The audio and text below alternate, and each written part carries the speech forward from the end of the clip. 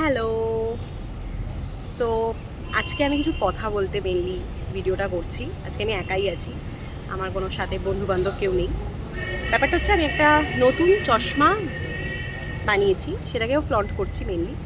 আর দ্বিতীয়ত হচ্ছে আমি 1.5 বছর ধরে, 1.5 বছর না, প্রায় 2 বছরের কাছাকাছি আমি চশমা পরি। আমার পাওয়ার এসেছে চোখে, সেটাও এসেছে MBA-তে ঢুকে পড়াশুনো করতে গিয়ে। বোর্ড দেখতে পারতাম না, তার জন্য একটা চশমা বানিয়েছিলাম। এখন এই রিসেন্টলি সেই চশমাটা ভেঙে যাওয়ার কারণে আমাকে আবার ডক্টরের কাছে যেতে হয়েছে চোখ দেখাতে। আমার অত্যাধিক পাওয়ার আর কি বেড়ে গেছে। আর ডক্টর আমাকে বলেছে যে তোমার চোখের জল শুকিয়ে যাচ্ছে। এবার এই কনটেক্সটে আমি একটা কথা বলতে চাই, আফটার জয়নিং কর্পোরেট লাইফ, এমন কেঁদেছি, এমন কষ্টে আছি, যাতে কাঁদতে কাঁদতে আর চোখের কোনো জল নেই, চোখের জলই শুকিয়ে যাচ্ছে।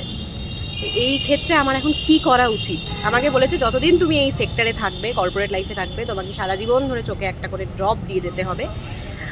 আর এই বলতে বলতে বৃষ্টিও পড়তে শুরু করে দিয়েছে, আমার জন্য ওরাই কেঁদে দিচ্ছে।